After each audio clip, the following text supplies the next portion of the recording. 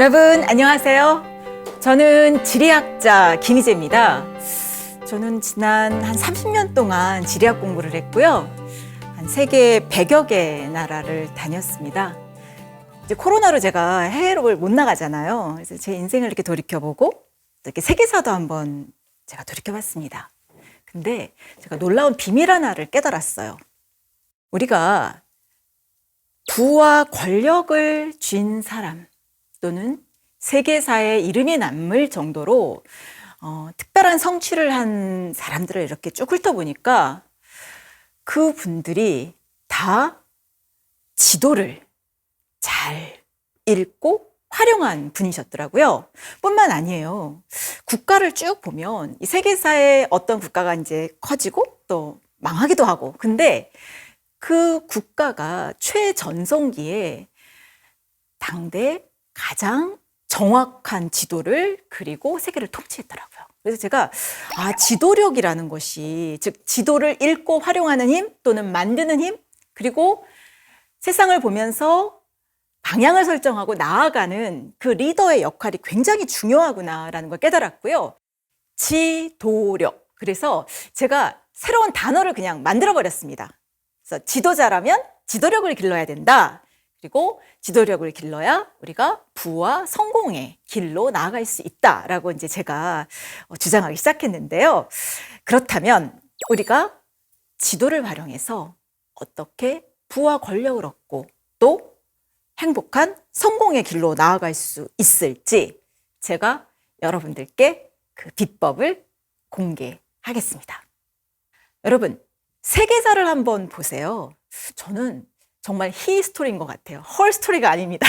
남자들이 전쟁한 역사가 아닌가 싶을 정도로 그 세계사의 그 처음이 전쟁사로 시작하는 것 같습니다. 그런데 전쟁에서 이기려면 정확한 지도를 갖는 게 참 중요한 것 같고, 어떻게 진군하고, 그렇죠? 어떻게 리더가 지도를 보고 방향을 설정하느냐가 그 전쟁의 승패를 좌우했던 것 같아요.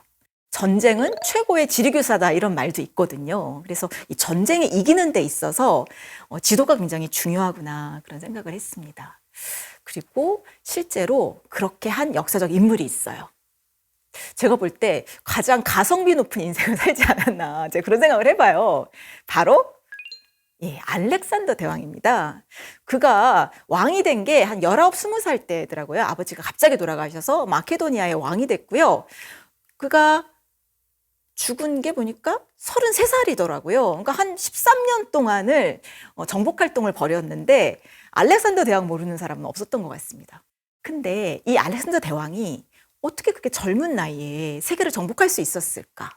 저는요, 그가 특별한 지도력을 가졌기 때문이라고 생각합니다. 그러니까 단순히 어떤 문학 작품이나 어떤 신화의 힘만은 아닌 것 같고, 그가 남이 갖지 않은 어떤 특별한 능력이 있었을 것 같고, 또 좋은 선생님이 있었을 것 같아요. 그래서 제가 그의 10대를 좀 파봤거든요. 그랬더니 정말 훌륭한 스승이 있으셨더라고요. 바로 모든 학문의 아버지라고 불리는 아리스토텔레스가 그의 10대 선생님이었습니다. 그런데요, 아리스토텔레스는 그 자체가 사실은 아테네 시민이 아니었습니다. 같은 마케도니아 변방이었어요, 그때는. 그래서 막 마케도니아한테 야만인 취급했습니다, 그리스 사람들이. 그래서 그 변방의 학자였고요. 그리고 아버지가 의사 선생님이었습니다.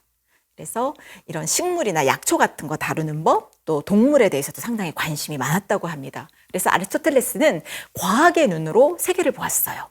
그러다 보니 당연히 그 그리스 전역을, 지중해 에게 지역을 이렇게 쭉 답사를 했을 것 같고, 실제로 그랬다고 합니다. 자, 그런데 왕이 불러요. 우리 아들이 굉장히 똑똑하다. 네가 좀 가르쳤으면 좋겠다. 그래서 한창 아리스토텔레스가 물이 올랐을 때, 즉 현장을 막 답사하고 막 그 학자로서 이제 전성기일 때 그를 궁전으로 불러들이고 아들의 교육을 맡깁니다. 그리고 그에게 그 호멜의 서사시도 읽히고 또 지리 정보도 가르치고 또 여러 가지 식물과 동물을 보고 그 지역의 특성을 파악하는 법도 가르치고 지리 레슨을 시켰다고 합니다. 그리고요, 알렉산더 대왕도 싹수가 있었어요. 그러니까 어릴 때 그 외부에서 손님이 오잖아요. 그래서 페르시아에서 누가 왔다 그러면 페르시아는 길이 어떻게 생겼나요? 거기는 뭐가 있나요? 호기심을 갖고 계속 물어봤다고 해요. 그 호메로스의 그 영웅 서사시를 읽을 때도 항상 머릿속에 그때 그 전투 장면을 막 떠올리면서 실제로 동방 원정을 떠날 때도 그 호메로스의 서사시를 끼고 갔다고 합니다. 잘 때도 그 배구 자고 수시로 그걸 보면서 그 지역의 자연 환경과 또 전투의 상황과 이런 것들을 계속 시뮬레이션 한 거예요. 그래서 지도력을 키우고 또 어떤 지역에 대한 이해도 높이고 그리고 실제로 아리스토텔레스의 영향을 받아서 또 새로운 곳을 탐사하려는 그리고 과학적인 발견을 하고 싶은 그런 욕망을 키웠던 겁니다. 또 실제로 세상의 끝을 보고 싶은 욕심, 지도에 안 나오는 지역에 가서 내가 그곳의 지도를 그리고 싶은 그런 어떤 순수한 열망이 있었기 때문에 그가 동방원정을 하고 전 세계에서 가장 넓은 제국을 건설하지 않았나 그런 생각을 해봅니다. 실제로 그가 마케도에서 출발해서요. 티레도 정복하고요. 근데 정복할 때 섬이었어요. 해군이 없잖아요. 말을 타고 가야 되는데. 그러니까 막 그 섬을 육지로 연결해 버려요. 엄청난 지리적 상상력이죠. 자, 그 다음에 이집트로 가서 자기가 신전에 자기가 이렇게 해서 자기가 신의 아들이라고 다 인증을 받고 그 다음에 계속 동쪽으로 갑니다. 한 번도 진 적이 없다잖아요. 어떻게 이길 수 있었을까? 그 비결은 정보력이었습니다. 그는 정복하려고 하는 지역이 있으면 그 지역의 자연 환경과 문화와 또 인구와 특산물과 이런 것들을 철저하게 연구했다고 합니다. 그리고 첩자를 보내서 최신 정보도 모으고요. 그리고 밤에 지도를 펴놓고 자기랑 같이 공부했던 친구들이 또 같이 갔다고 합니다. 그래서 그 친구들과 함께 그 코스를 연구하고. 근데 이 코스가 기가 막혀요. 뭐냐면 그가 사실 떠날 때 아무것도 없었습니다. 그런데 가장 전쟁 물자를 잘 얻을 수 있는 곳을 포인트 찍어서 그거를 차례로 점령해 나가면 저절로 무기도 생기고 식량도 얻어지고 또 땅도 얻어지고 또 금은보화도 얻을 수 있게 그 동선을 굉장히 잘 설정했습니다. 그래서 계속 동쪽으로 진군을 해요. 그가 지도가 있고 즉 그리스 사람들이 탐험했던 곳 그리고 뿐만 아니라 그 아리스토텔레스가 가르쳐줬던 그런 과학적 탐사 방법을 동원해서 그가 지도화할 수 있는 곳까지는 연승을 거두었어요. 그런데 그가 벽에 부딪혔습니다. 그곳은 그가 지도로 그릴 수 없었던 곳이고 또 열대의 자연 환경이라서 말이 달릴 수 없는 곳이었습니다. 코끼리가 필요했어요. 근데 그는 코끼리도 없었고 그 열대 기후에 대해서 적응할 수가 없었고 지역 정보가 없었습니다. 그래서 안타깝게도 거기서 멈출 수밖에 없었습니다. 그리고 자기 에마가 죽었어요. 부케팔러스라는. 그래서 그 도시의 이름 부케팔러스로 했고요. 또 알렉산드로스라는 도시를 한 수십 개를 쭉 그 루트를 따라서 만들었는데 거기서 끝이 납니다. 그리고 다시 돌아오는 결정을 해요. 그가 원정을 했던 그 지역은요. 완벽한 지도가 그려져요. 그래서 그가 그 그린 그 지도에 의해서 후에 알렉산드리아라는 도시가 어떻게 보면 거대한 도서관이자 정보 수집하는 그런 센터였는데요. 그 이집트에 있었던 알렉산드리아에서 아주 정확한 프톨레마이우스의 세계 지도가 그려집니다. 결국 그가 정복했던 그 땅이 그리스 로마 문명을 꽃피게 하고 또 세계를 이해하는 기반이 됐던 당시 가장 정확한 세계 지도, 프톨레마이우스의 세계 지도를 그리는데 일조하게 되는 겁니다. 자, 이렇게 알렉산더 대왕이 그린 지도 덕분에 고대 그리스와 로마는 세계를 정복하게 됩니다. 세계에서 가장 강한 나라가 돼요. 그런데 모든 길을 로마로 통한다라고 하면서 이제 로마가 제국을 건설하죠. 근데 더 이상 개척하지 않아요. 그냥 안주합니다. 로마 사람들은 관리하고. 그러다 보니까 이제 점점 세계가 좁아지게 되고 향락과 사치에 익숙해지는 사람들이 늘어나게 되면서 로마는 점점 줄어들고 로마의 지도자들의 지도력은 점점 떨어지게 됩니다. 그러면서 로마는 쇠락하고 맙니다. 그러니까 지도의 힘이 그리고 지도자가 지도를 그리고 활용하는 힘이 그 제국의 성패를 좌우하는 겁니다. 자,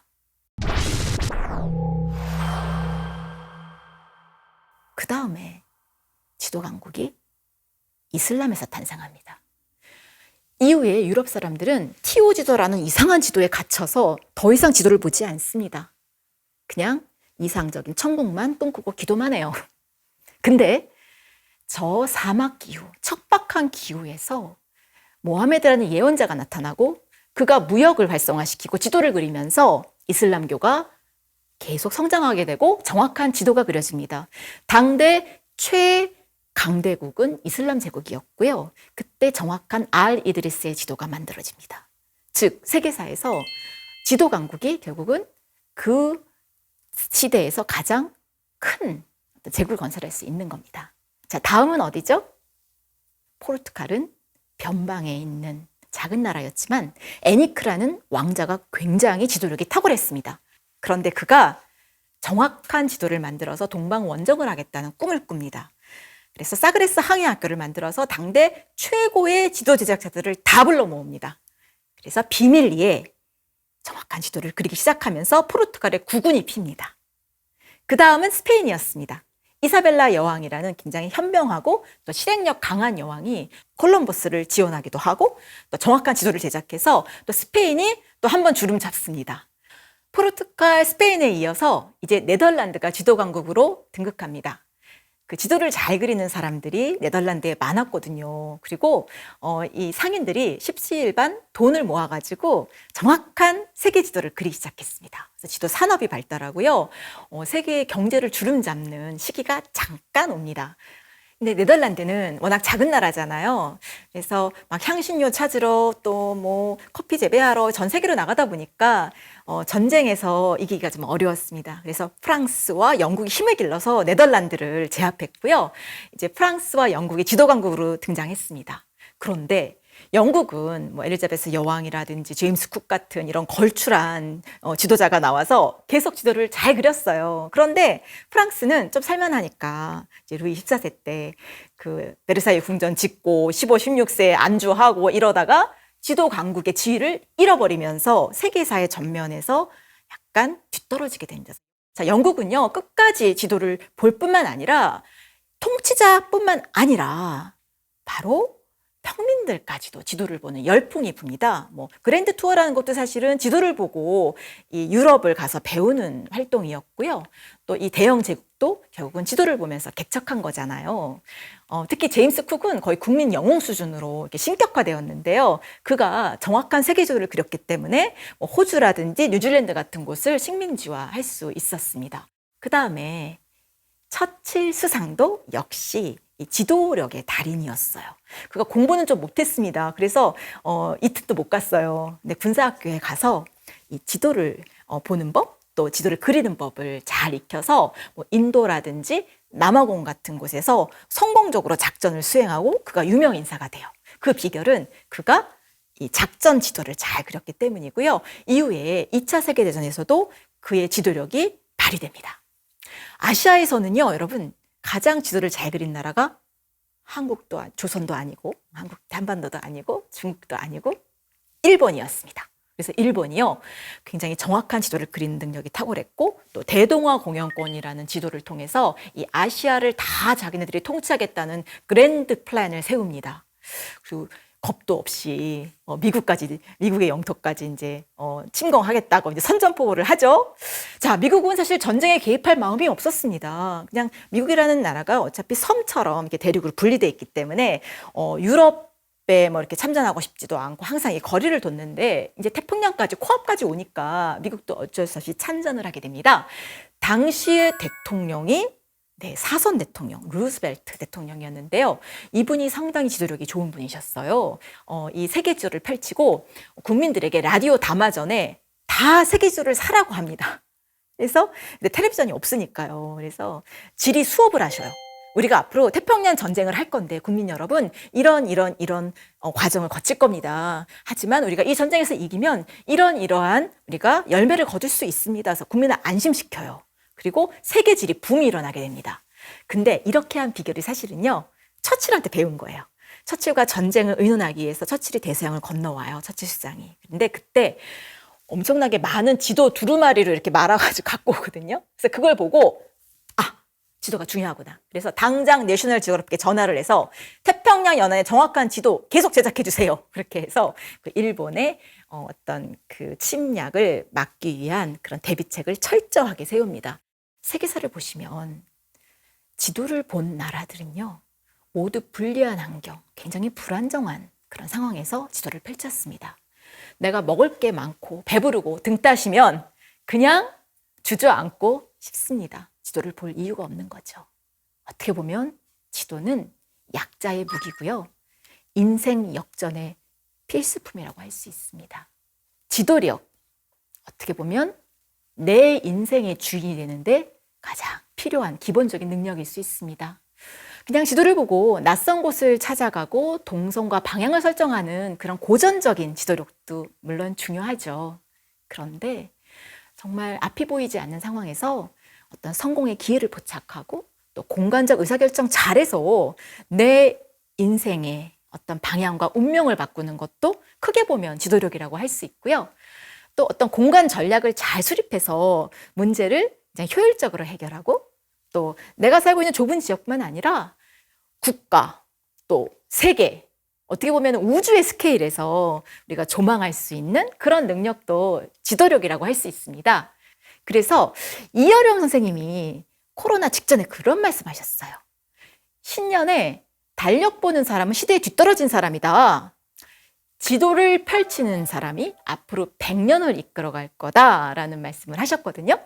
다음 시간부터 우리가 지도력의 달인도 만나고 또 지도력을 우리가 어떻게 구체적으로 우리 삶에서 기를 수 있는지 제가 그 길을 안내해 드리겠습니다. 자, 오늘 지도력 강의 여러분 집중해 주셔서 감사합니다.